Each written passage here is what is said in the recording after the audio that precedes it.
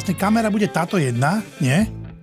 A druhá bude táto? Ktorá je hlavná? Táto je hlavná? Čiže toto bude dôležité, á? Čiže ja keď sa chcem vlastne prihovoriť divákovi, oproti. Čiže aj tu je kamera ďalšia, á? A ty máš túto, ty máš táto.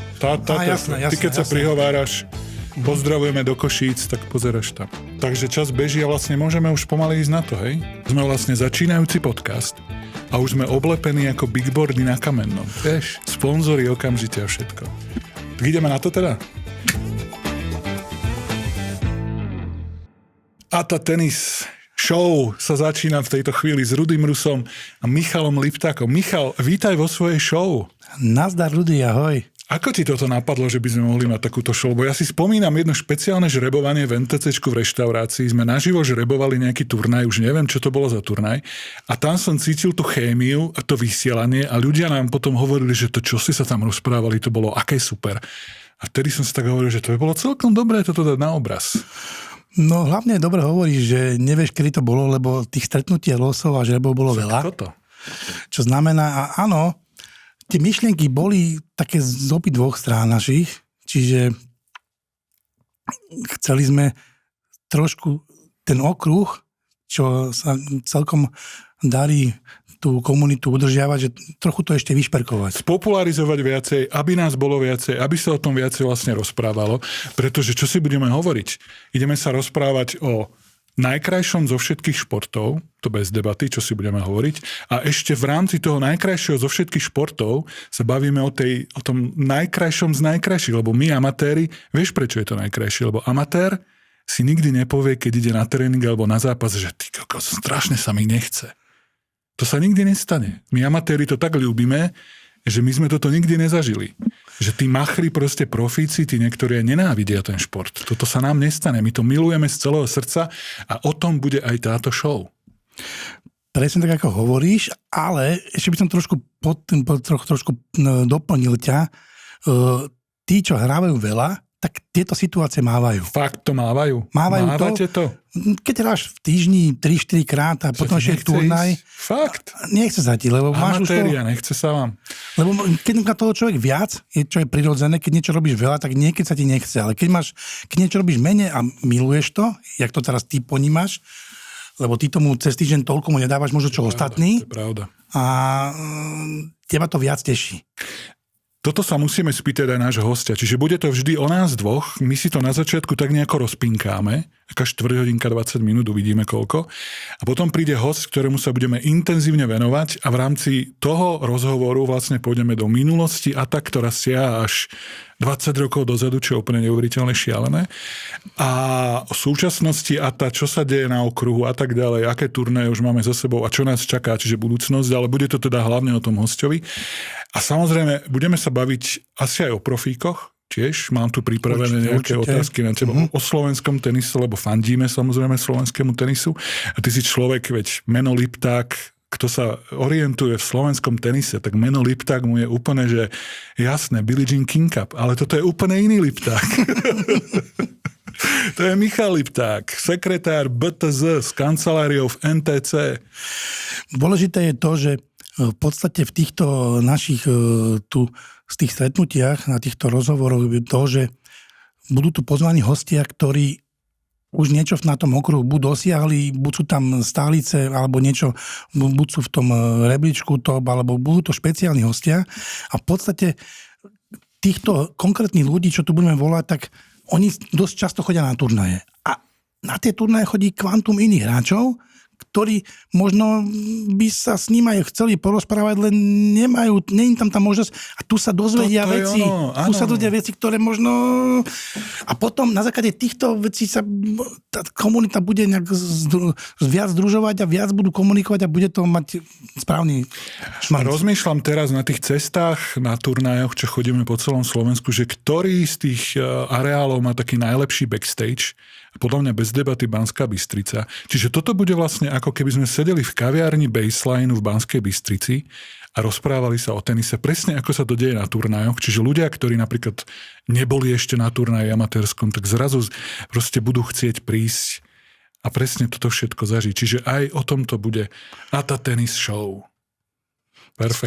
Správne. Ináč dobre si spomenul tú Banskú Bystricu, lebo keď začínal okruh ATA, tak v podstate, keďže som z Bratislavy, tak som sa snažil robiť tie turnaje v okolí Bratislavy, možno maximálne nejaké Prievidza, Topolčany, ale ďalej som nešiel.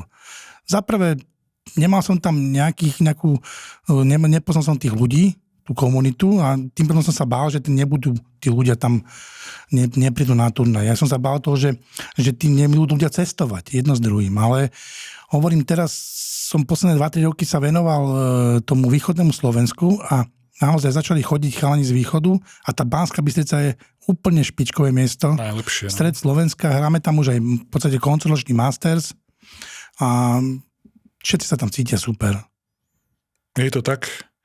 Je to presne tak, Banská Bystrica je skvelá. Čiže o tomto všetkom bude ATA Tennis Show a ideme sa teraz baviť o tých výzvach rok 2026, čo je neuveriteľné, že dnes máme 11.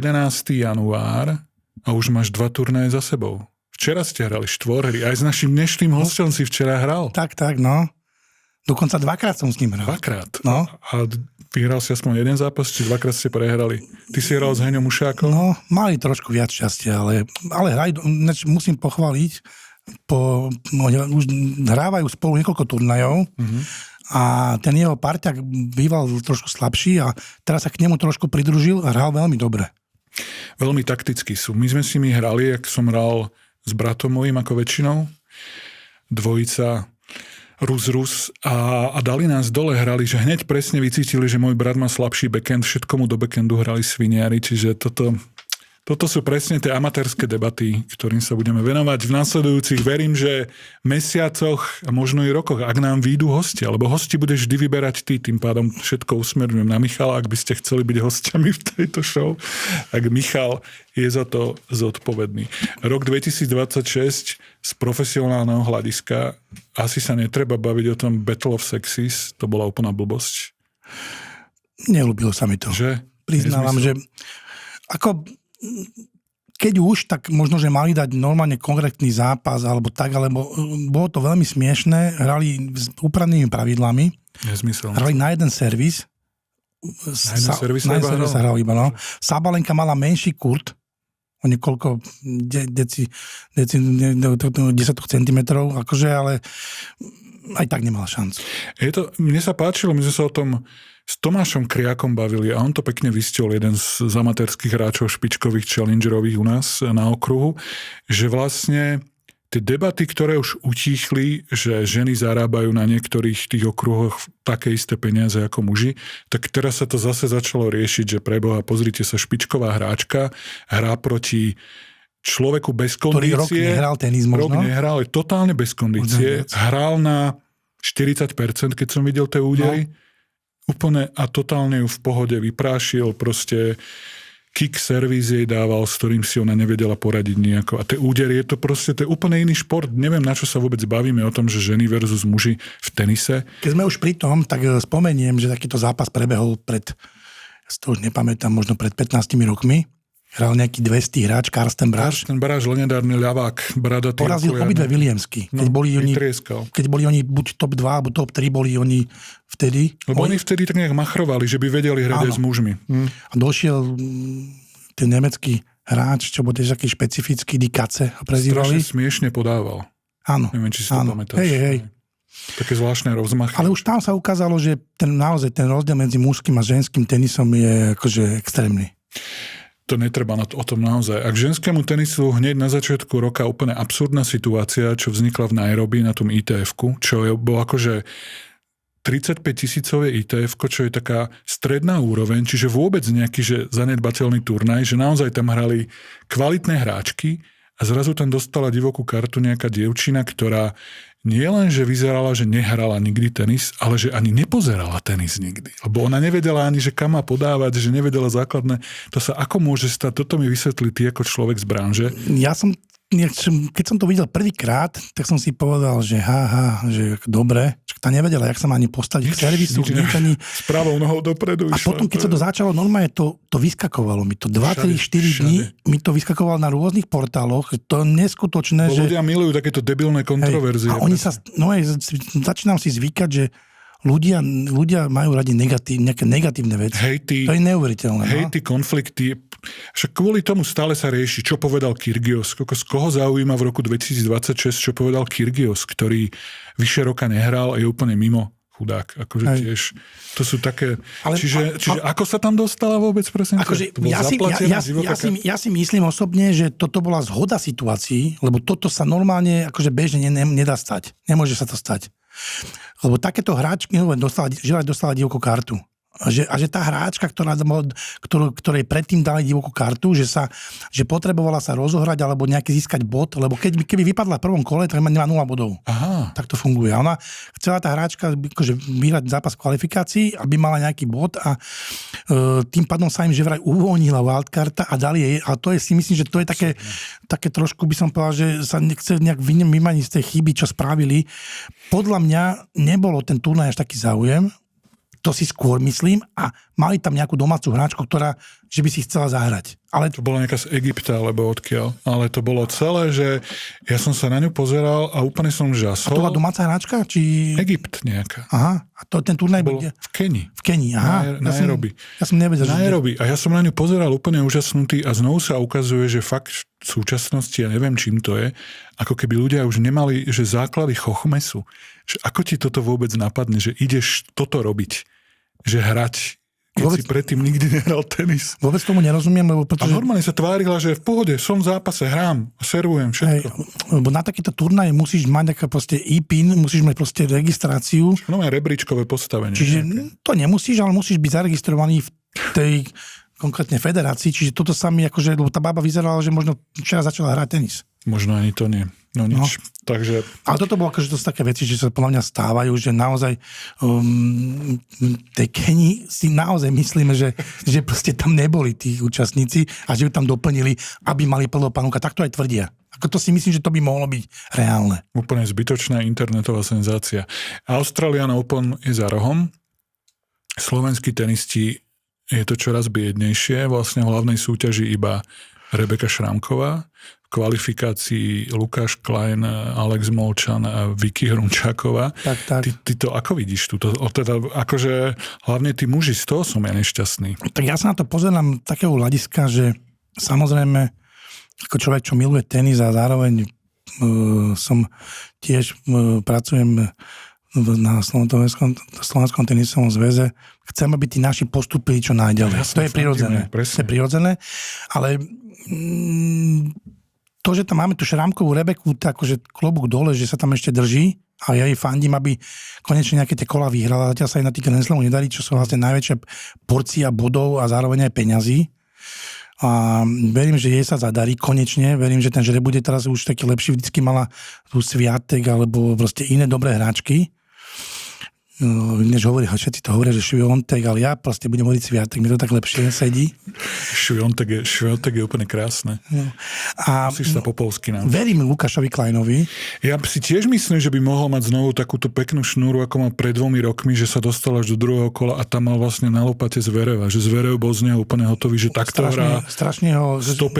hráč na svete, že takto búchal a to je taká radosť na neho pozerať. To bol ako mix Kaja Kučeru, Mečíža a Dominika Hrbatého, že tvrdo agresívne. On má také situácie, že neskutočne hrá a potom niekedy sú turnaje, kde sa mu nedarí. Nehovorím, že by nechcel, ale proste sa mu nedarí. Ja mám veľmi rád, veľmi rád sa na neho pozerám a servis má krásny a veľmi mu vždy fandím, ale on podľa mňa nemá v sebe zabijaka. Vieš, čo myslím? Že on je príliš dobrý chlapec a nevie proste, že rozdrbať toho súpera, že idem na neho a zničím ho. Ja som ho zažil teraz v minulom roku nejaký challenger v Prahe na Štvanici. To si mi hovoril, no. Ja som tam dobehol na ten kurt a on v pohode viedol, v prvom sete, tušíme, vyhral ten prvý set a potom zrazu sa v ňom niečo zlomilo a prehral to celé tak strašne, že úplne sa rozsypal. Že pozerám na neho, že to ako sa dá takto, no dá sa to. Sám som to potom v Košiciach zažil. Hej. Na vlastnej koži. S Rudom Puškárom. Vyhrať 6-0 prvý set a prehrať celý zápas. To som si myslel, že to nemôžeš prehrať. Ale ešte späť tomu Lukášovi. Ja si myslím, že tam je, akože on je jak dobrý hráč, zároveň aj veľmi zodpovedný. Emočne tam, nemočne mu to tam nevychádza. Není taký emočne, že sa až tak neteší, ale už začal sa trošku akože aj hecovať. S tým Zverevom, keď hral, tak tam to bolo. Tam sa normálne, že hecoval ako divý, ale potom nejako taký zakriknutý, ale v každom prípade fandíme veľmi. A myslím si, že by mohol konečne zabrať aj Alex Molčan. Myslím si, že videl som tamto žrebovanie, prvé kolo majú celkom dobrých superov. Že by to mohlo, uvidíme, jak bude ďalej. A... Fandíme, držíme palce. Čo sa deje s dievčatami juniorskými? Renátka Jamrichová je stále zranená? Alebo čo tam? Minule som ju videl, no. Krivkala, potom už na druhý deň bez Barley? Bez Barley, no, bola s barlami. A Mia mala niečo s brušnými, ale myslím, že už je v pohode. Ona bude hrať vlastne juniorku ešte na Australia Open, alebo už... Vyjadrila sa, že sa bude tento rok zameriavať na ženské turnaje. Hej.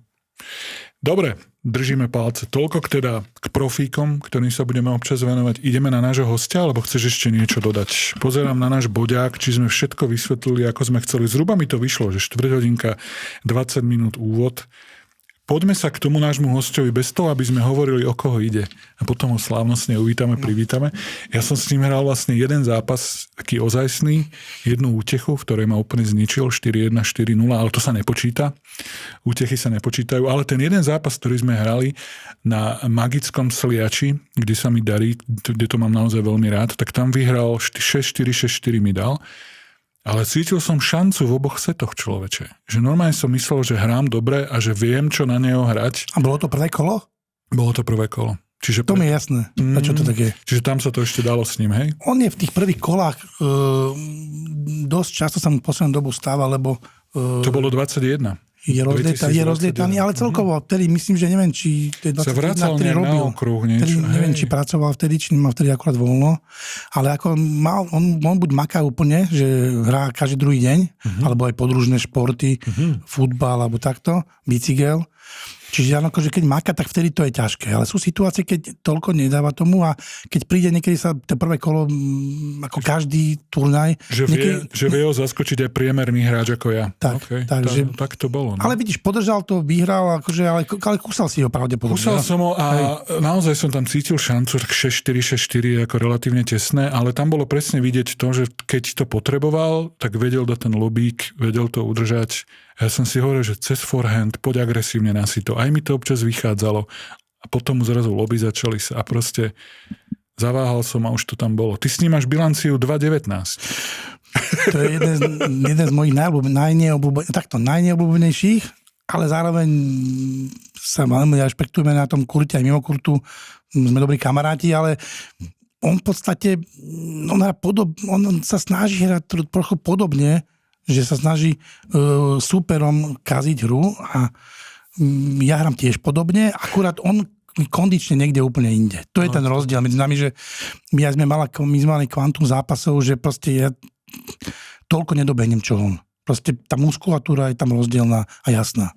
Je to, ty si mi povedal jednu zaujímavú vec, úplne si na to spomínam, si s ním išiel hrať v Leviciach v obľúbenej Ratufá aréne, že tam už hrá tá psychika tam hrá takú úlohu, že on keď má s tebou tú bilanciu 17-2 alebo 18-2, to sú neuveriteľné veci. Že už sa ťa tak nebojí, že nech ty robíš čokoľvek, tak on si hovorí, však to v pohode to dám.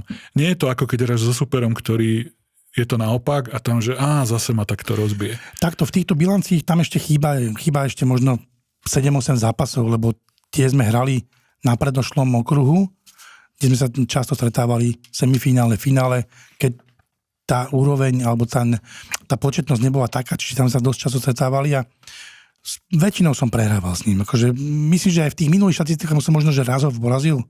Čiže dokopy som možno 3-4 krát vyhral, ale ten počet je tam možno, že aj ku 25. Tie oficiálne zápasy, čo si vyhral, to je zaujímavé, boli v Senci obidva. Čiže na tom najrýchlejšom povrchu, čiže typujem, že si slajzoval a nabiehal. Tak. Tak, lebo on je naozaj, hovorím, jak som to spomínal na začiatku, kondične je na tom akože veľmi dobre. Čiže jeho proste neupínka, že?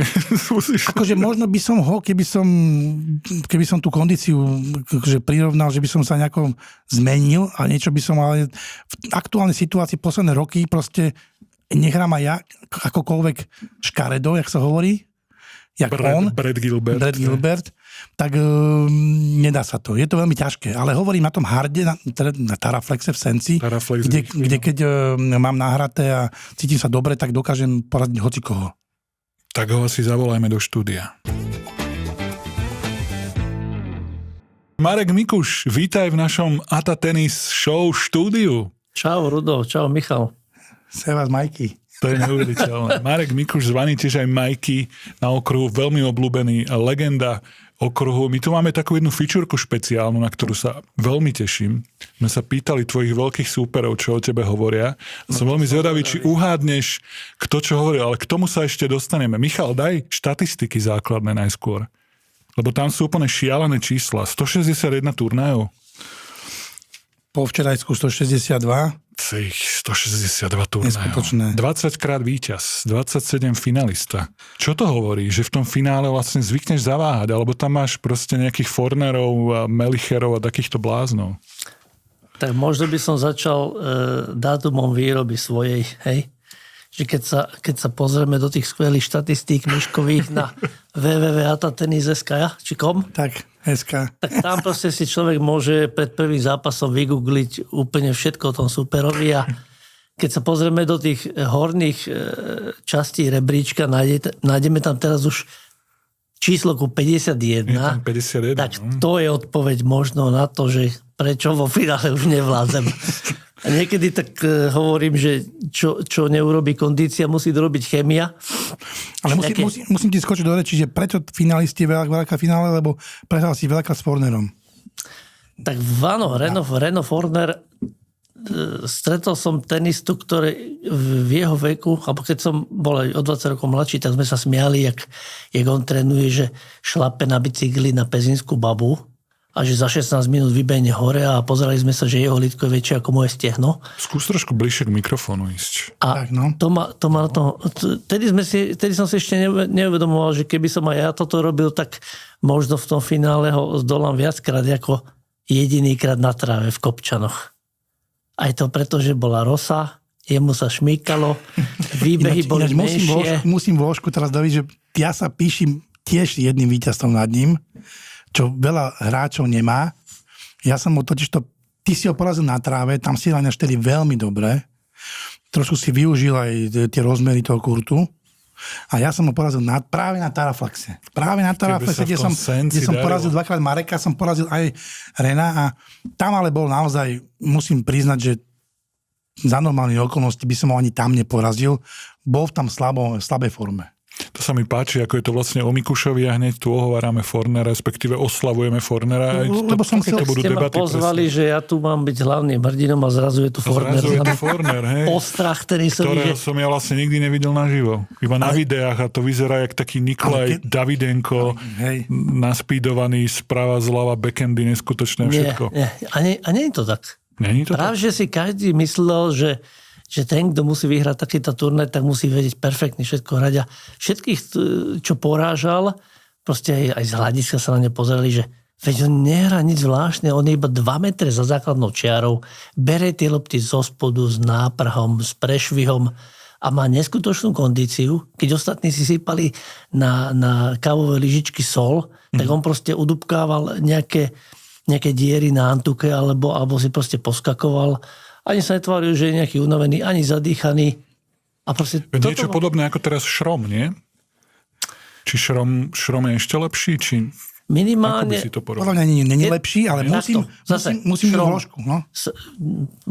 Nezabudni, že keď mám ja porovnať Šroma vo finále Mastersu v Banskej Bystrici so mnou, tak zase 51 versus 33 sa nedá oklamať. Jasné. Proste tam je.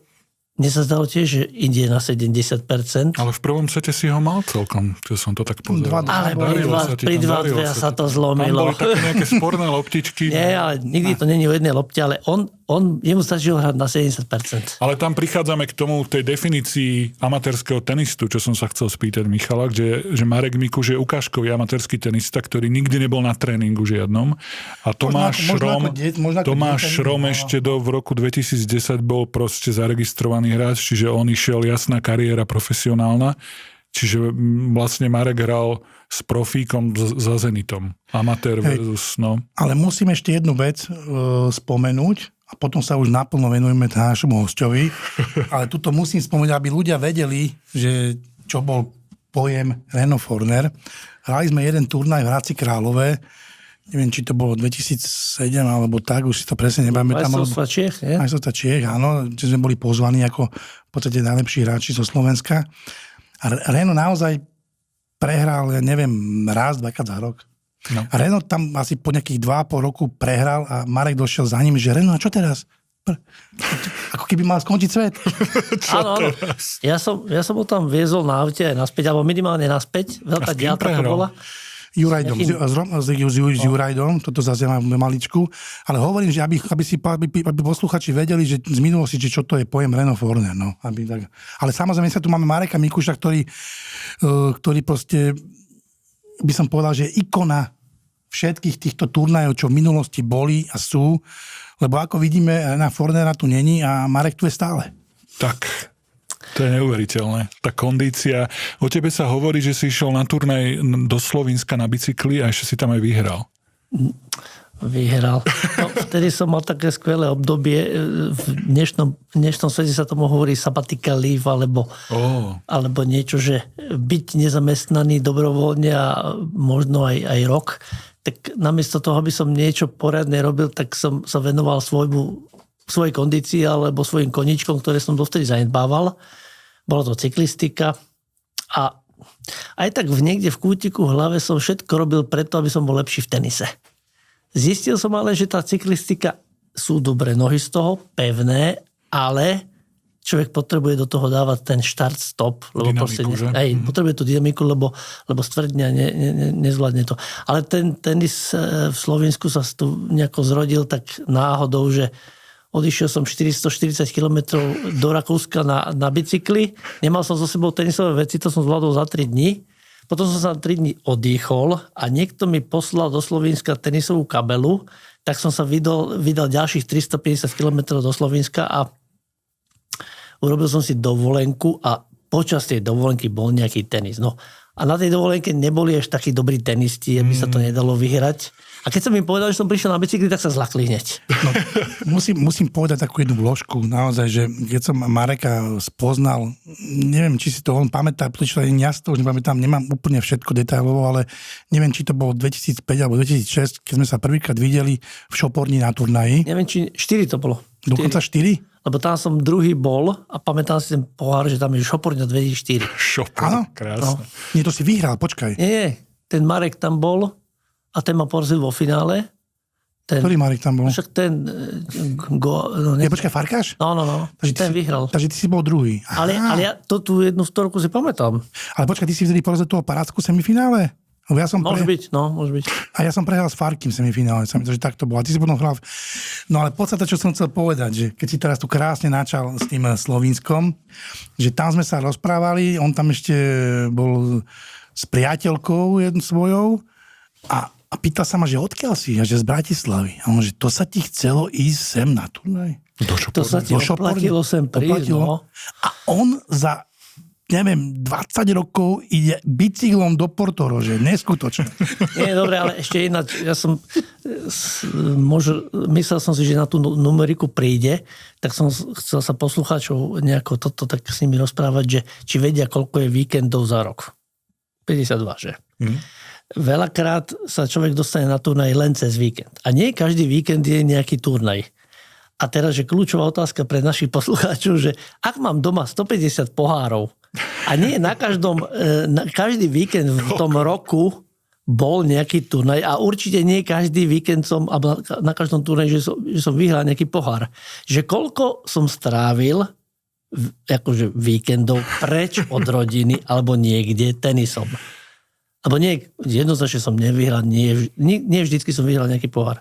Ale keď ich mám doma 150 a videlím to, Tak čo si ľahko vyráta, že koľko toho času do toho dal. A to je aj tá situácia, že Rudy preto si s ním prehral 6-4, aj keď nemal možno v ten deň nejakú fazónu. Nemal, lebo v ďalšom kole skúsenosti so Zdenkom Takáčom dostal vlastne hneď výpras v ďalšom kole, vypadol so Zdenkom, ale potom vyhral ďalší turnaj v Bystrici, vyhral celý. Možno keby hral s lepším hráčom, jak si ty, tak by prehral, lebo lenže proste ty si menej skúsený a tých 150 pohárov, čo hovorí, to je toto presne. To sa za posledné 2 roky... My mladí začínajúci toto ešte stále nemáme v sebe. Hej. Takže ale presne tak to keď bolo. som videl ten tvoj reznutý backhand z každej pozície proste, tak som videl, že máš ten cit v ruke a išiel z toho rešpekt vtedy. Ja to pamätám zo reči.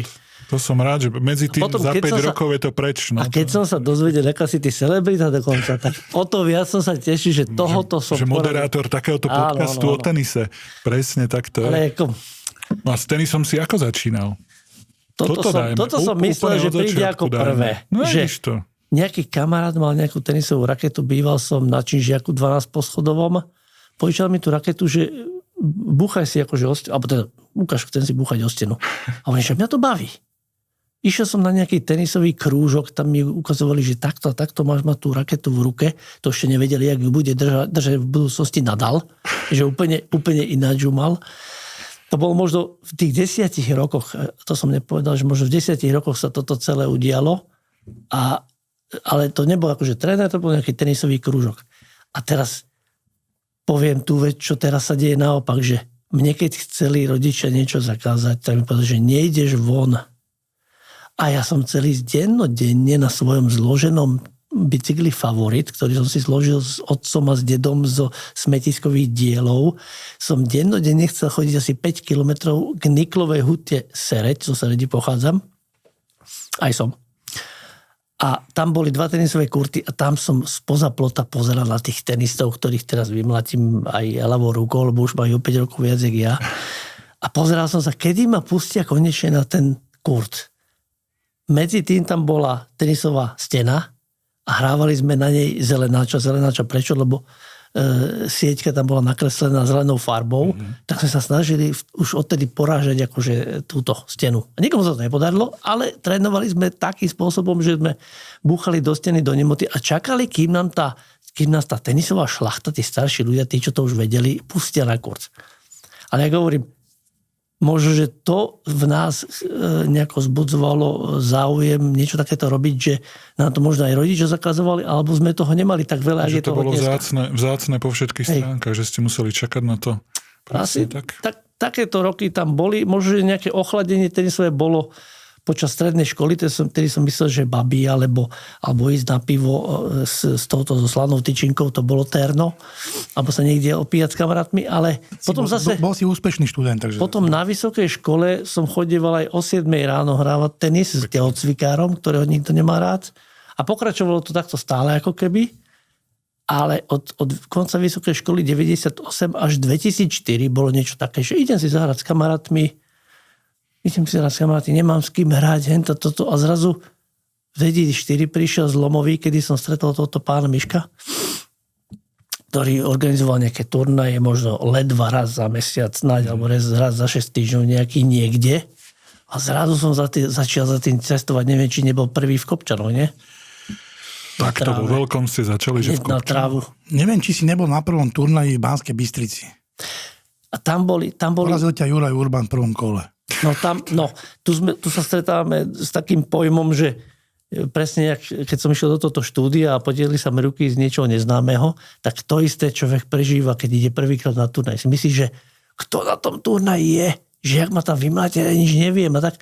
Ale to je len to presne, že nepoznané, musí si to ohmatať a zmieňovaný človek mi tam dal 6-1, 6-0 a to nemôžem asi nadávať, že pokakal som sa. Hneď v prvom kole si dostal. Že som sa pokakal. Že chcel som hráč, ktorý by teraz možno neuhral game. Ten by teraz možno jeden game by možno ani ten game by neuhral. Asi sa vyhadzoval, alebo čo sa dialo? Nevedel som hrať s on držal loptu a Marek kazil. Chcel treskať. Marekovi začiatky boli také, že on naozaj chcel hrať aktívne veľmi.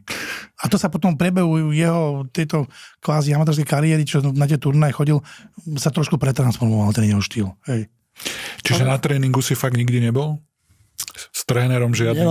Nemal som nejakého trénera. Nie. Wow. S telocvikárom, nepočul si Telocvikárom, ktorého nikto nemá rád. Čiže... Ale to sme hrali tenis, lebo on chce hrať tenis, ja som chcel hrať tenis, ale to ma baví ako keby stále na tom, že čo najrýchlejšie sa dostať k počítaniu. Že keď niekto mi povie, že ideme zahrať 11, tak si prehádzal loptu. Toto máte rovnaké. Hovorím, že to na čo? Tréningu si len tak pinkáš. Ty potrebuješ zápas. Ja dokonca, ja už aj v tomto veku by som mal možno venovať chvíľu nejakému zohriatiu, nejakému warm-up, že zohrie sa popodáva. Nie. Prvá dvojchyba neplatí, neskúšame mi podanie, poďme rýchlo podávať. Poďme hrať. Toto mi prípada, pamätáš si aj ty s ním zápasy, teraz momentálne je zranený, neviem, či sa vráti na kurty. Roman Krajsa, tiež bývalá jednotka okruhu. Ja som s tým mal úplne špičkové rozpinky. Jeden forehand, jeden backhand, jeden servis. Do necelej minúty a išli sme hrať. Proste body. A poďme. No a zranený, neviem, jeden čas mal achilovku, tuším, nie? Stále ju má, že áno, že v našom veku a pri našich kilách, po niektorých, nebudeme... To som sa chcel spýtať, že či stále máš 92, ako uvádzaš čas? No, ráno som mal 94,1 po včerajšom turnaju. Ale tak akože klobok. Ale akože určite by sa 5 kg zišlo dole, alebo cítil by som sa ešte rýchlejšie a lepšie, ale to by som si musel odpustiť nejaké neduhy v podobe nejakých týchto čipsíkov alebo pivečka občas. Ale tak sme amatéri a hovorím si, že tak väčšinu času musíš aj normálne ako keby fungovať a mám všelijaké metódy, ktorými by som to vedel spraviť. Aj som to veľakrát uplatnil, ale denne na to myslím, že či začnem ráno klikmi, alebo plánkom, alebo idem do ľadovej vody, alebo 100 kilometrov na bicykli, že každá táto vec môže pomôcť nejakému aj mentálnemu nastaveniu, keď príde ten amatérsky zápas a človek vidí, že kto sa tam pokakal. To cítiš z toho človeka. Rudy ti povie svoje z Košíc. Čemné veci sa dejú. Ty si mal taký zápas, že si vyhral prvý set 6-0 a ešte si to celé prehral? Ja som jeden z tých tenistov, ktorý možno nevie, kto je Kyrgios. A nie ešte by som si pamätal svoje tieto. Ja si pamätám lepšie. Ty si pamätáš, to bol prvý turnaj v Bystrici, prehral si s Urbanom. A vieš, že si bol na druhom turnaji? Pamätáš si to aspoň matne? Tak som myslel, že Kopčani to boli. Nie, Břeclav to bol. Dobre. Vtedy bola taká kuriózna situácia, že sa predohrávka hrala už v piatok. Áno. A ja som išiel cez hranice, keď ešte kontrolovali občianske preukazy. A išiel som so súčasnou manželkou cez hranice. Týmito pozdravujem. Tú, som ťa stretol v tej šoporni, áno? Áno. A ona proste sedela v aute a išli tam kontrolovať občiansky. Ona mala neplatný. A my sme proste utekli. Dobre, dovidenia. My sa ponáhľame len do Břeclavy, ale teda ideme rýchlo cez Kúty, cez iný prechod, prídeme tam, oni už nám z ďalky kývali, že maj sa, otočte sa, tak som mu musel vyložiť v Skalici. Bože. Makal som do tej Břeclavy, nabehol som tam na kurt, za chvíľu bolo čo? Jaký výsledok bol vtedy? Prehral si, neuhral si akože 6-4. Ale akože toto bola situácia, ktorá vplýva na ľudí. Ten kľud tam, môžeš si akokoľvek povedať, že toto teraz vytesňujem. Vtedy som to ešte nevedel. Vtedy som bol mentálne ešte akože, neviem, na bode 1 alebo 0,5, ale vtedy som to nedokázal vytesniť a takáto neočakávaná vec, alebo aj dlhé nejaké cestovanie. Vplýva to na to. Všetko to na to. Vplýva. Do Prešova 5 hodín a podobné bláznostva. Ty si vlastne prehral s Mančikom, to je momentálny manažér Boris v klube Břeclav. Jožko, V štvrťfinále potom porazil on Oškrobaného a v semifinále sa mi podarilo Mančika vtedy poraziť. Ja úplne v pohode. Čože? A potom vo finále som prehral s spomínaným Romanom Krajzom. Miško má neskutočnú pamäť. My tu lovíme v pamätiach, softvéru a vo všeličom, ale Miško si spomenie na... On si ma pamätá z roku 2007, že som bol v Šamoríne. Niekoho som nabil 6-0. Mojho kamaráta Cibi ho porazil. Pamätám si to, keby to bolo včera. A ten bol s tým na prášky. A ja som tam nebol? Ty si tam nebol. Nebol si tam. Fero Kožár tam bol, Behul tam bol, s nimi som tam nebol, s chlapcami z Nitry. Vtedy som vyhral 500 korún ináč. To bolo prejavenie, ja som nevedel, že to je Lipták. Úplne neuveriteľný zážitok, že Fero Kožár ide hrať s Krajzom a Behul si vsadil 500 korún na Fera, lebo Fero bol u nás hviezda v Nitre. Ja na Romana, lebo som vedel, že Roman v tom období... A vyzeralo to úplne jednoznačne, že ho má Fero a čerta starého dal. Roman bol strašný taktik a človek sa pozrel na toho Romana, myslel si, ježiš, tak to bude v pohode. On bol taký pevnejší, ale on bývalý športovec. Že gambler Lipták už vtedy sa ukázal v 2007. Ale tam si ma porazil v Šamoríne, to si nepamätáš? Jak si tam vyhecovala tá hľadisko, lebo každý vedel, že si papierovo... Prečo nie sú turnaje v Šamoríne? Lebo toto som práve hovoril, že týto štatistika som ho porazil 2 razy na tomto Taraflexe a ešte predtým som ho asi raz, 2-krát porazil, jedno z toho bol Šamorín, dobre hovorí, len to sa vtedy nebolo pod hlavičkou Atatenis. To vtedy boli turnaje v Šamoríne plus Matchpoint a ešte bolo aj vlastne ten pilotný tenis cut. Tak to teraz mi otvárate hlavu s týmito názvami. Ja si to vlastne pamätám. A ten Šamorín kedy bude najbližšie? Práve sme sa bavili o tom a toto leto zakomponujeme. Dokonca som sa v septembri stretol so šéfom Klutov, čo som akože bol s ním vtedy v kontakte dosť a on hral vlastne za ten náš klub v Bratislave, hrá za seniorov a hovoril som mu, že v lete dáme dokopy nejaký comeback, že dáme to do kalendára. Toto je tá mravenčia práca tohto skvelého manažéra, akým je Michal. Ale tak... A hovorili ste vy o tom vôbec, že to, že je v Slovenskom tenisové zamestnaný akože na plný pracovný úzor, to není akože to, čo predchádzalo tomuto celému. Že je to naopak. Že celý základ jeho zamestnania spočíva v tom, že strašne veľa urobil pre amatérov v tenise. Sice ho nezvolili tam, ale že... V Česku vôbec je takéto niečo? Nejaká obdoba česká, že atatenis.sk je české? V českom tenise akože fungujú takéto rôzne okruhy, rôzne tak čo nechodí ten Šrom tam? Chodí tam, dokonca sa stal niekoľko... Však vyhral tie majstrovstvá Čiech. To, čo sa podarilo vyhrať Renovi Fornerovi a Roman Kreze tam bol 2 razy vo finále. To naozaj veľmi kvalitný turnaj. Oni takýto okruh, že turnaj celý robia, rok. Ale oni robia jednodňové. Také tie klasické, ja by som to nazval, že gulášové turnaje. Old school, hej. Že na jeden set skupiny. To je zlé, a potom, akože je to aj tiež zaujímavé pre určitý okruh ľudí, ale pre súťaživosť a nejakú takú vyššiu hodnotu toho turnaja sú tieto dvojdňové turnaje, kde sa hrá na 2 víťazné, tenis ako taký. No jasné. Lebo že kopíruješ vlastne čo najviac, najdôvernejšie tú situáciu, ktorá sa reálne deje na tých veľkých turnajoch, ktoré sa síce dejú celý týždeň alebo 2, ale v kocke toto zažiješ za víkend. Tak. O tom je Atatenis. Viac informácií na atatenis.sk. Počuj, Marek, keď si hovoril o tej chémii, toto mi povedz. Ty strašne veľa vecí sypeš do tých tvojich všelijakých flašiek veľkých a nápojov.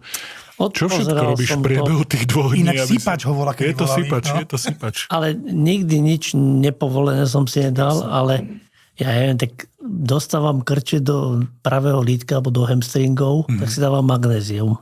Ale včera napríklad, keď mi natočili Garminy 4200 kalórií až 31 000 krokov, tak som sa brutálne prestrečoval na lítkach, na hamstringoch. A dobre, mal som 2 tabletky magnézia a nemal som žiadny krč. No pekne. Dal som si potom ešte nejaké tie pivka. Neviem, či teda tým magnéziem to je, alebo tým pivkom. No. Ale pivko by si nemal, keď mi tu pri tých kontrolách. Ale po. Akože po turnaji? No v priebehu som dal iba malé. Možno by to malo nejaké prvky, ale... Je to trošku dopingové, nie? V profesionálnom športe by si mal problém. Jasné, preto sme amatéri. No a každopádne chcel ináč utiecť v našom zápase druhýkrát na toaletu, ne? Klasika jeho inak, toto zvykne. Ale veľa som sa napil tekutín. Do minúty a pol to stihol, že on môže mať dovolené iba raziť na vecko. Okay. Ja som to ináč chvíľu cítil seriózne, že to myslíš vážne včera, ale hovorím, ale ja, čo tu mám cíkať do fľaše plastovej? To by bolo blbé, všetci by sa mi tam... Je to podivuhodné. Takto, vedel som, že keď budeš makať a že toto a vrátiš sa, že to bude v tom časovom tomto, ale podstata je tá, že aj veľakrát mi chalani hovoria, že Mišo, si príliš tvrdý a toto a robíš tu s nami jak s deťmi, ale no inak to nejde, by to nefungovalo. Preto to takto funguje, jak to funguje, lebo sa to, bohužiaľ, 90% ľudí robia to, čo treba a na tých 10% toto platí. Tak. No. Ideme na tú špeciálnu rubriku teda? Ešte sypanie to neskončilo, hej? Izotonické sirupíky nejaké, že by si nestrácal vodu, alebo som odkúkal do 17-ročného syna nejaký pre-workout, čiže ako predtréningovku, kde je nejaký kofeín a taurín, ale rozbúcha sa človeku srdce, možno je bdelý, ale nie je to garancia akože nevieš sa úspechu. potom sústrediť dobre. Nie, akože akorát som nevedel večer zaspať. A keď som bol taký rozbitý, nevedel som zaspať, lebo tam je 6-krát to, aký by som vypil 6 káv naraz. Blázne. Ale bdelý musíš byť. Musíš mať cukor v krvi, musíš mať nejaké ľahké cukry pripravené, banány, ktoré som zjedol, jablka, ale ten rok výroby 74 priatelia, to akože sa prejaví na. Vavrinka potvrdí, však to bolo vlastne vidieť to aj na scénovi Vavrinkovi, aby sme sa znovu taká, že vlastne odbehneme trošku k tým špičkovým hráčom, že v Challenger, keď hral v Bratislave, že 1-2 zápasy dá perfektne a potom na tom proste odíde. Že tí mladí ho proste seknú. My si to bez debaty. My si to vieme prepinkávať a mal jeden zo 100 hráčov dokáže z hociakej pozícii zasmečovať. A ten nedošiel. Furt ich dojde len 99. Málo kto zasmečuje zo základnej čiary nejaký kopec. My si to uľahčujeme, naťahujeme to a koho to viac akože vydrží baviť, tak ten niekedy vyhrá, aj keď je horší hráč. Že proste začneš hrať úspornú hru nejakú, úsporná hra, znechutíš to tomu búchačovi, čo by chcel akože dávať do rytmu, všetko len búchať. Skrátiš mu, predĺžiš mu, zvýšiš mu. Takto to hráš. Takto to. A toto ste si veľmi podobný s Michalom. Veľmi podobný s Michalom. Ale niekedy tam prídeš a spinkneš do hocičova a ide to 10 cm za. Proste nechápeš. To sú záhady. Potom vymeníš raketu za novší výplet, ide to. Alebo povieš si, že po pol roku je čas vymeniť grip. Minule ma oslavil jeden z našich hráčov, Juro Hanko, a povedal, že bože, nejak mi to neletí z tej rakety. A ja som sa ho opýtal, že počúvaj, jak dlho máš tie rakety? On že, neviem, 15 rokov. Hovorím mu, ty si blázon. Potom ich zmenil a potom naozaj hral lepšie.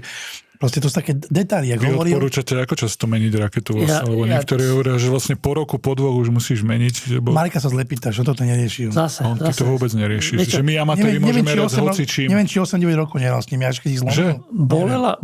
Začal ma boleť lakeť pri nejakej nemenovanej značke.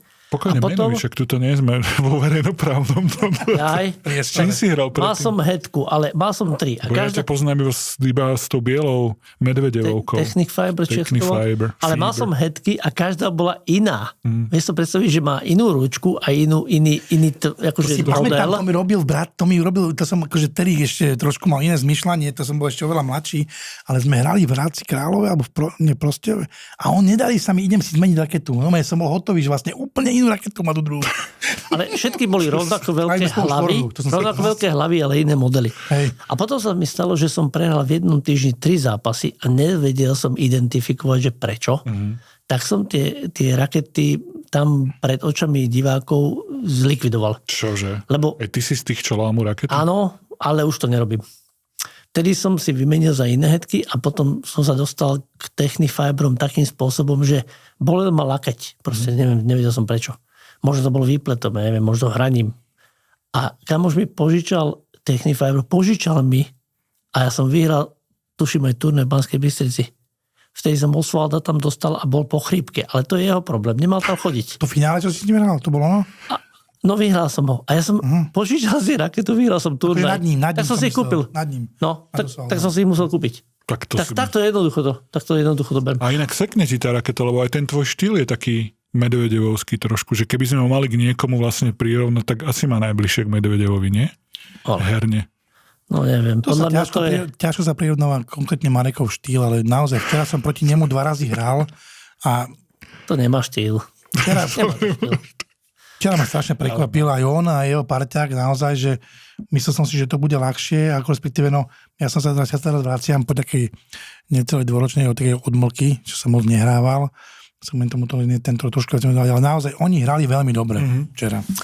Nie, tak hlavne máme rozpätie, tak jak sme vysokí. Keď sme obidvaja vysokí a je tam niekedy o tej odvahe, že nemusíš vidieť, že tá lopta ide tam, kde ty bežíš, ale jak sa tam na tej štvore pohybuješ, proste vykryješ to nejako.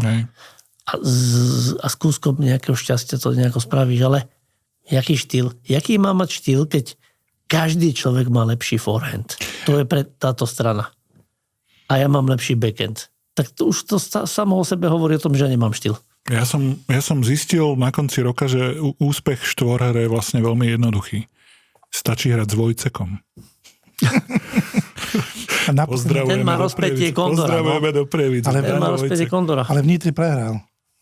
S Lackovičom Štetinom. Takže... A tak Lackovič Štetina, to už je aké duo špičkové. To je čo za kombinácia? Akože som rád, že sa im podarilo vyhrať, lebo zatiaľ furt ten Lackovič sa mu nepodarilo, nevedel, hral, menil parťákov a... Štetinu treba zobrať a to je jasné potom. Poďme k tej fičúrke obľúbenej. A mne hovoril môj parťák, že ak budeš mať hrať niečo, tak zahraj na Štetinu. Fakt? Áno, lebo na sieti není taký neprestrelný, jak Lackovič včera. Toto? Včera, keď som to chvíľku pozeral, tak naozaj Maroš hral parádne od základnej čiary a Lackovič to tam rozdával na sieti a vy ste museli variovať, dať krížne polajne. Bolo to náročné ináč. Však bolo však. Aj veľakrát sa mu podarilo tie vodiť. Nie, on dával dobré voleje, včera mu popedali a naozaj včera im to vychádzalo. No. Štvorery. Poďme k tej špeciálnej fičúrke. Na toto som veľmi zvedavý, či uhádne aspoň jedného svojho súpera. Koľko si sa pýtal? 4. Máme 4 ľudí, ktorí nám hovorili o tebe. Otázka bola jasná, že čo vám vystane v mysli, keď sa povie Marek Mikuš, aké sú spomienky na neho, ako sa vám s ním hralo a tak. Takže ideme hráč číslo 1, najjednoduchší to podľa mňa uhádneš. Marek Mikuš je jeden z mojich najväčších rivalov, hráč, ktorý mal veľmi podobne ako ja, hru založenú na výbornom backende. Hráč, ktorý až do konca zápasu robil všetko preto, aby svojho súpera zlomil. Klobúk dole, ako stále dokáže konkurovať oveľa mladším vďaka dobrej fyzickej kondičke. Legenda Ata. Kto to povedal? Že by Miško. Prečo by som sa pýtal Liptáka? Že keď tie sa čudovali, kto by toto...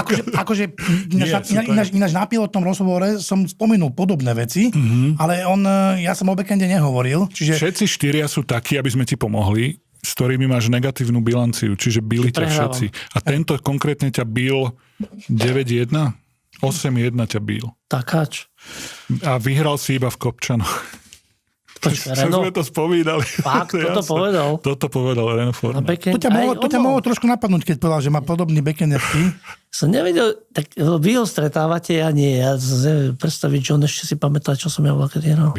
Pozor, sleduje to. Pamätajú si sleduje to a preto som aj ten rozhovor aj začal, som konkretizoval jeho meno, lebo hlási návrat na kurty. Sleduje to všetko opodiaľ, mal zdravotné potiaže, chcel by sa vrátiť a chce okoštovať tieto nové porcie hráčov, ktorí sa to zmenilo. Ty si tam stále, ale chce si zahrať s týmito hráčmi, čo tam sa objavili. Takže konečne uvidíme aj my, začínajúci amatérsky tenis. Dúfame, že nám vydrží zdravie, lebo keď ma niečo niekde zastavilo, tak to bolo niečo pokazané na tele. Čiže je to koleno, alebo vytečená platnička, aj to bolo. To som vtedy 3/4 roka nič nerobil, ale ku podivu ten šport je na to najhorší a dalo sa vrátiť, ale je to veľmi, veľmi individuálne. Každému to môže ináč nejako sadnúť, ale ak ma niečo zastavilo niekedy, že nechodiť na turnaje, tak len zranenie, že niečo bolelo. Máš nejaký, alebo však to je možno, že otázka je na Michala, že je nejaký taký psychologický vek, kde si myslíš, že dovtedy sa dá hrať Ata na špičkovej úrovni? Že je to 55, 60 alebo aj viac? Ako to vidíte toto? Na túto otázku neviem, či viem odpovedať, lebo je to individuálne. Je to veľmi individuálne, že? Však včera tam bol ten Rišo Bowles. Ja hovorím, že prečo hráte traja? Ale on má akú kondičku, on nejaký chudučky, a forehand má, že neuveriteľný. 60-tník, čiže dá sa aj po 60-ke. To je výzva. Ďalší, a toto určite neuhadneš, čo si o Mikušovi. Poprvé, ako ma odrbával v dôležitých momentoch, aj keď sa asi zmenil, lebo posledné zápasy už bol OK. A že sa mám nachystať na kopce, keď bude pod tlakom. Mám hrať do forehandu a dostať ho k sieti a jeho slabiny sú druhý servis, hra na sieti a forehand. Vojtek. Je to tak, hneď uhádol. Áno. Niekedy som bol taký bujarejší, že dokázal sa zahádať o nejakú loptu, ktorá kvôli tomu, že čiara bola vyššie, tak ona padla za tú čiaru a bola tam prirodzená medzera kvôli tomu. Ja som dokázal toho Braňa nejako uhádať, že odišiel do šatne. Potom som ho prehovoril, aby sa vrátil a potom aj tak odišiel, lebo už bol proste zlomený, že toto nebude absolvovať. No. Takže áno. Bilancia 4-6. Niekedy si človek myslí, že túto loptu akože vidím, ja som o nej presvedčený o pravde svojej. Horšie je to na betóne, ale nakoniec som zistil, že zachovať absolútny kľud stále je kľúč. A byť gentlemanom tam a akože dokázať prehltnúť aj to, že viem, že, alebo teda vidím, že som mal pravdu, aj keď ten druhý môže vidieť inak, ale nedá sa tam volať kamarátov z tribúny alebo volať na to, aby sa pozrel na kamerový záznam. Mišo, daj záznam. Možno, že to, čo pripravuje výkonný výbor ATA tenisu, Jastrabie oko, tak to možno, že môže zmeniť budúcnosť takýchto rivalov, ktorí sú horkokrvní. Ale nie je to len, že niekto je taký, že bude sa hádať do krvi. No. Ale inak to hádanie sa do krvi vlastne tiež potvrdzuje ďalší, ktorý o tebe rozprával. To som tiež zvedavý, či uhádneš. Ten hovorí, že sa pripravuje patrične na to, že keď budeme spolu hrať s Mikušom, že to bude fyzicky a psychicky náročný zápas. Aj keď všetci velebia jeho backhand a má ho jeden z najlepších na okruhu, tak ja na backhand mu nehrám, lebo tie lopty majú že ja na ten backhand hrám, lebo tie lopty majú energiu a tu viem využiť. Forehand má údržbový a v úzkých vie zahrať rozumne a takticky. A niekedy dokáže vyhádať aj jasnú loptu. Obdivujem na ňom jeho výdrž a stabilné výkony za tie roky, čo hrávame, samozrejme, a priateľský prístup ku všetkým. To je pekné. Kto to povedal? Tak to je. Kto ti hrá do backhandu na schvál? Aby mal energiu z tvojich úderov. Ja tuším, toto je. Ale... Pomôžeme si bilanciu máš 7 víťazstiev, 13 prehier. Pomôcka, brutálny forehand má. Brutálny forehand? To má brutálny forehand. Jeden z najlepších forehandov na okolo. Včera si proti nemu hral 2 zápasy. Štetina? Včera si proti nemu hral 2 zápasy. Iba jeden taký bol. Lepší forehand. Už je to zaujímavé, víš? Počkaj, musím si to... Čože, ani po toľkýchto pomôckach nevie? Včera si hral proti superom, včera si hral proti jednému superovi 2-krát. To bola iba jedna dvojica. Jeden z najmilších ľudí na okruhu. Heňko Ušák, presne Heňko dáva do môjho backhandu, aby mal timingové lopty, aby ti z toho hrali čo silnejšiu. On to hrá jak backer, chce mi zničiť túto najsilnejšiu zbraň. Včera som pozeral životopisný film o Beckerovi. On to tak hral, to bola jeho taktika, nie? Čo? Zničiť najsilnejšiu zbraň supera. Ako? No však, že mu tam bude páliť. Že hral tam pálil? Fakt? No. Boris, tak. O ňom sa to hovorilo voľkedy, no. No toto. Tak zatiaľ si uhádol iba toho Braňa Vojceka. Posledný interpret z tých našich 4 špičkových hráčov hovorí, že pokiaľ sa rozhodne so mnou hrať relatívne učebnicový a pekný tenis z baselineu, tak si verím a väčšinou vyhrám. Počkaj, on dal strašne dlhú analýzu. V minulosti ma celkom jednoznačne porážal, ale potom som to zlomil a odtedy sa relatívne naťahujeme a pasujeme. Môže sa stať, že vyhrám ľahšie ja, alebo aj on, ale v zásade to býva komplikovaný zápas. Marek má výborný backhand, s forehandom sa skôr bráni, vie sa prepnúť do extra defenzívneho módu a vie, že mi to robí veľké problémy, dokáže ma tak dostať z herného rytmu a vtedy môžem stratiť koncentráciu a prehrať. Je to teda veľmi o taktike a každý zápas je špecifický podľa toho, na akom povrchu hráme, aké je počasie, v ktorom kole sa stretneme, aj keď väčšinou sa stretávame v semi alebo vo finále. Môžem ti poradiť, že z tých najlepších hráčov okruhu za posledné roky iba jeden je, čo dokáže stratiť koncentráciu. A máš s tým bilanciu 5 víťazstiev, 9 prehier. Tak teraz už budeme zase Zdeno takáč. Nie. Teraz... Je to možné? Nie, no. Vidíš, Zdenka sme sa prečo? Tak začiatočné písmo mi povedz, ja strašne rád nie toto. Počkaj, ako ešte pomôžeme? A tiež má možno o trošku lepší backend. Povedz mu, že dal mu 12-0. Dal si mu 6-0, 6-0. V NTCčku? V NTCčku 2017. Čo je úplne záhada, že ako sa to stalo. To by som si pozrel, či sa tak šialene vyhadzoval. A on bol domáci hráč. Vyhadzoval sa šialene. Domáci hráč z vedľajšieho Slovanu. A ty si mu dal 12-0. Janko Melicher, presne tak. Akože tam, ja si pamätám tie vaše zápasy, keď on došiel na okruh, tak prehrával s tebou, potom sa zlepšil, tak ťa porážal. A poslednú dobu sa stáva také, že keď on teraz momentálne je zranený, dúfame, že sa dá dokopy. On takú zrazilo auto, ale veríme, že tá kolona dá do poriadku. A už vyzeral byť fit, no. Tak snáď sa vráti. No. Viem, že si väčšinou s ním prehrával, ale dokázal si ho poraziť. Tak pamätám si zápasy, kde som ten extra defenzívny mod použil v Břeclavi, hovorím zase, nic nepamätám, ale niekde sa mi to odokne sa mi to a tam odchádzal proste akože normálne, že zronený z tej hnusnej hry, čo som použil, kopce, zo všetkého, kopce, spomaliť hru, znechutiť mu to, aby keď to dopadne 10 cm pred základnú čiaru kopcom, ja som cítil, že on je odtedy lepší. Že nemám šancu. Aj tak som ho porazil. Toto som inak presne videl, ja keď som vás naposledy videl v Banskej Bystrici ste hrali, že to vyzeralo ako keď sa s niekým pretláčaš, že si bol takto a potom normálne ako stalo postupne takto a išiel si pred super tiebreakom na vecko samozrejme odbehol, že vyhral to celé. Ale to vecko tam není niečím nejaké naozaj že cielené, ale spijem strašne veľa vody a možno, že aj viac, než by som mal a potom to normálne nevydržím. Že potrebuješ reálne, že to nie sú psychologické. Nie, vôbec. Žiadne takéto ťa nepoužívam. Nikdy. Sú takí majsterkovci, čo to robia, že odbehnú. No. Nikdy som takú vec nepoužil, akože zámerne. Normálne, že je to potreba, ale tá vec, že ty vieš, že si slabší. Aj oni, proste, však jemu hovorili kamaráti ostatní, tento Surikata, tenký, kúká, pozerá, rýchly, mrštný, proste ľahký, o 30 kg je snáď ľahšie, jak ja. Lieta na to. A neviem, či nie je o 15 rokov mladší. Gumkač. Ja viem, že som slabší. 8-3, alebo tak nejak, alebo 8-5. Aha, no dobre, tak potom iba o 11, ale ja viem, že on začal hrať nejakú ligu, extraligu, alebo niekde medzi profíkmi. Proste ja viem, že bol lepší. Ja proste už k tomu tak pristupujem, že je tam mladší, je evidentne lepší. Spomaliť, znechutiť, nie vždy. On hrával, ani nie 50%. Janko hrával v detských časoch, do nejakých 15 rokov hrával tenis, potom prestal a on zrazu sa po rokoch vrátil k tomu tenisu a koľko sranda, že došiel ešte mi to rozprával, že došiel, že ide si zahrať turné amatérsky a že ja to tam všetko vyčeše.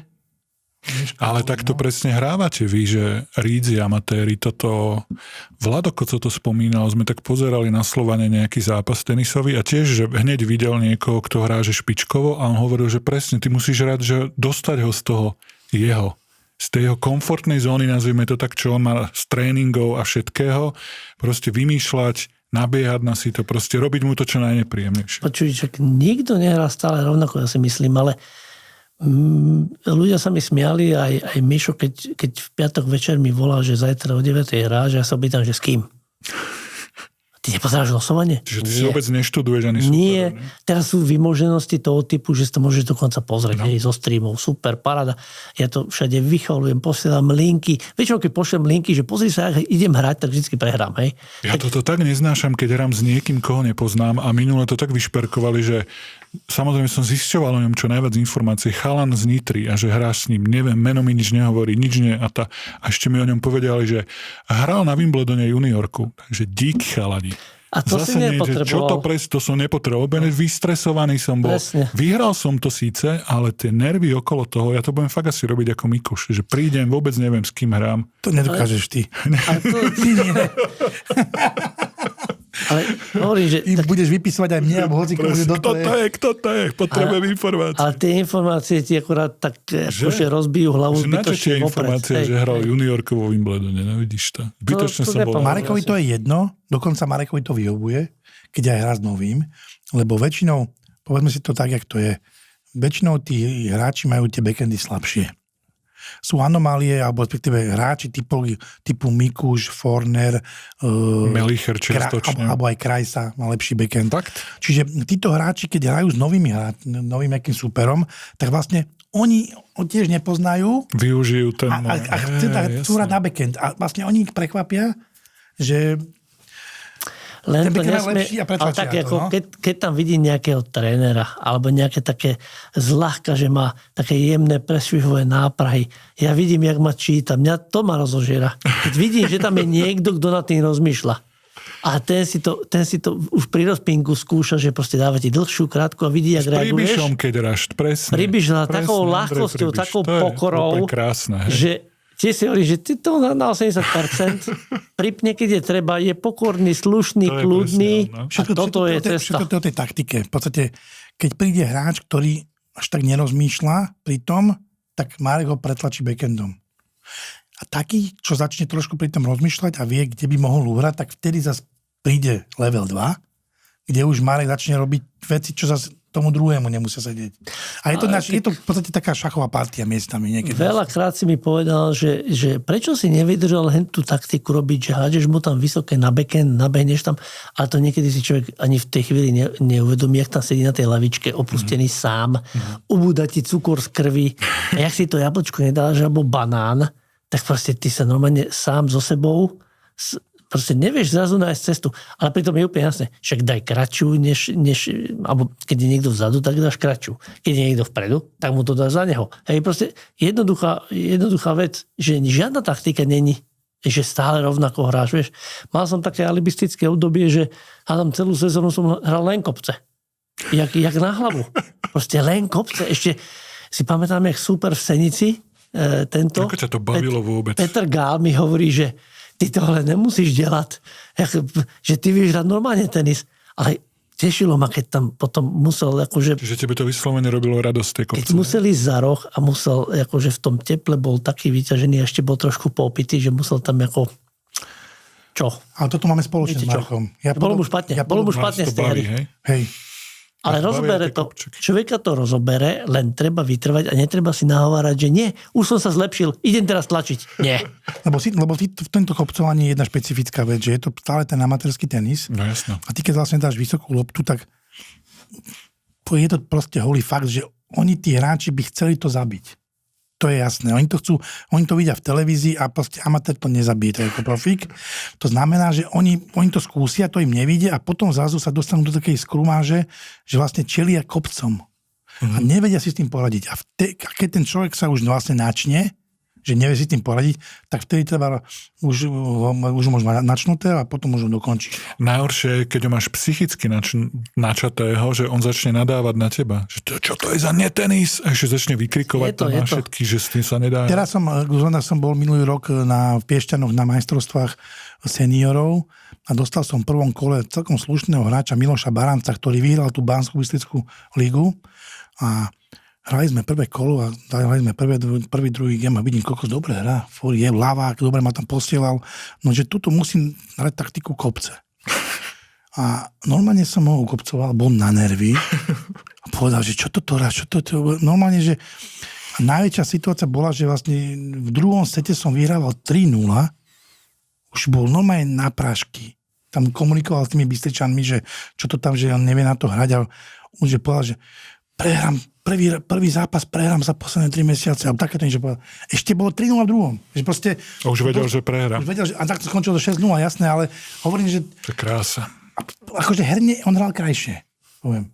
Ale tak sa nehrá, tenis sa hrá na výsledok. No, to je ten rozdiel. Ale to, čo hovoríš, to ti veľakrát aj vyjde. Keď on ho povie, že prehrám, že už to máš alebo že vyjadzuje si loptu a v hlave si hovorí, že ty vole, ja dám asi dvojchybu, tak ho dáš. Normálne to funguje. Ale Michal to vidí aj na tebe, ako sa pohybuješ na kurte. My normálne v Košiciach, ten môj zápas neslávny, ku ktorému sa stále vraciame, hovoril, že to videl na tom, ako som sa ja hýbal po kurte, že som si neveril a že zo mňa žiarilo, že už mám dolu hlavu a som plný, že som vlastne hotový, že 6-0 prvý set a potom sa to zrazu niekde zadrhlo. Veď my s Marekom máme v podstate odohraté taký počet zápasov, že my tieto situácie sme zažili miliónkrát. Či vyhrávanie a prehráš, alebo prehrávanie vyhráš. Ty toto nemá. Ty si bol, ten zápas mal jasne vyhrať, aby som to priblížil. 6-0, 5-4, 6-5, neviem, či si matchball nemal. Mal som 2 matchball, jeden dokonca na smeč. No. A toto, keď sa nám udialo, samozrejme, že aj my sme prehrali z matchballu. To je normálne, to sa udeje. Ale ty si sa mal, proste prehral si, nevadí sa ďalej. A ty už si nebojoval. Ty si predtým myslel, že ten zápas musíš jasne vyhrať a nevyhral si ho a ty si zrazu tam pobehol jak Matoha. To ako poviem ti, ja som si myslel, že uhráš 2 body, ty si uhral? Asi viac, 4-5, ale to je jedno. To už proste ten super tiebreak, to už bol smutný pohľad a na budúce mu to vrátim. Pozdravujem srdečne, Rudolf Puškár. Z tých, však sú zase k tomu všelijaké poučky a človek si viac všíma, jak je starší, že z víťazstva sa nepoučíš. Ale z prehry. Inak sa mi páči, že máš medzi najobľúbenejšími hráčami, že Federera.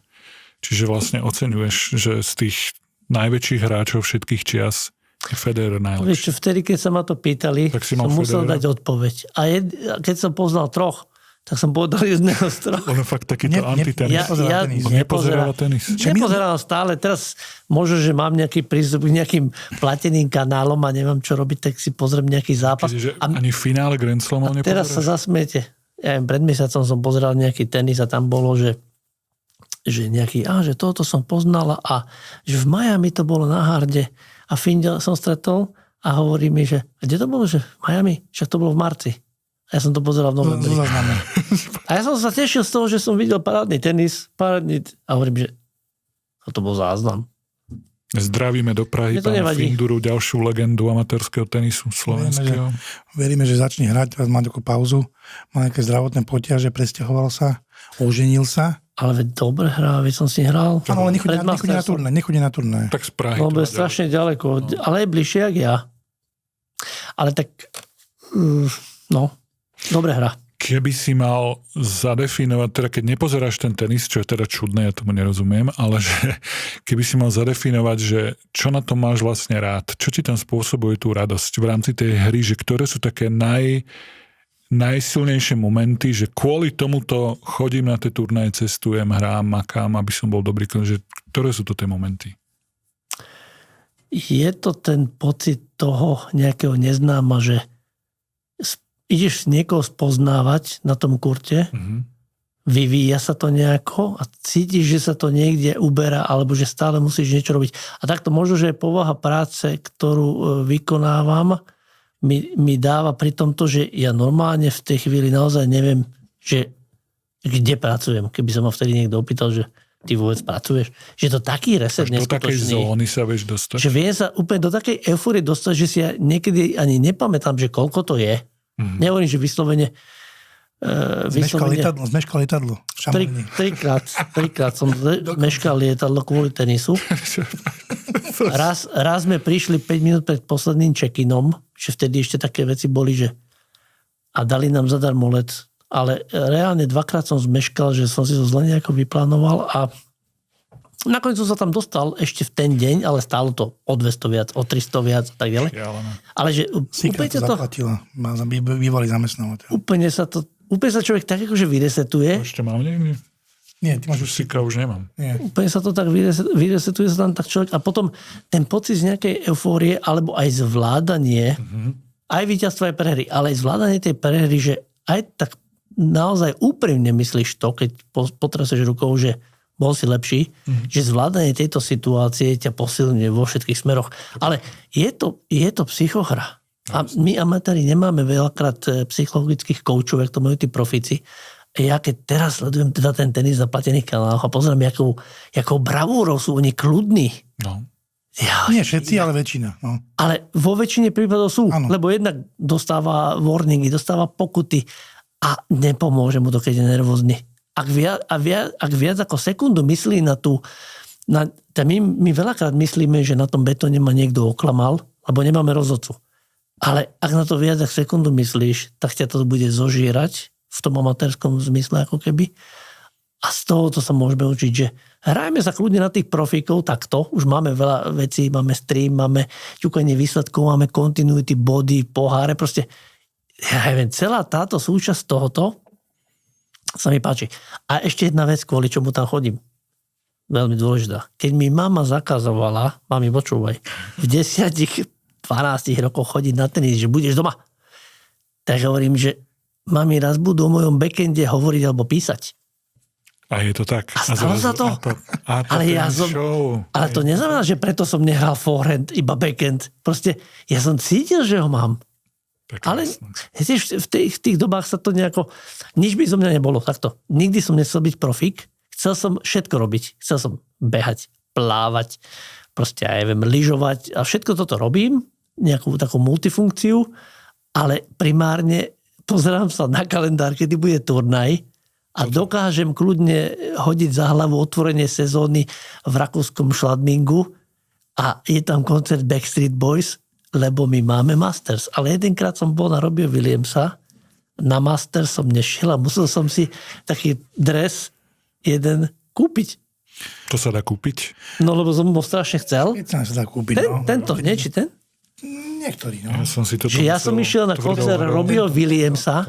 Ja to si nebol. A vtedy som... Kde?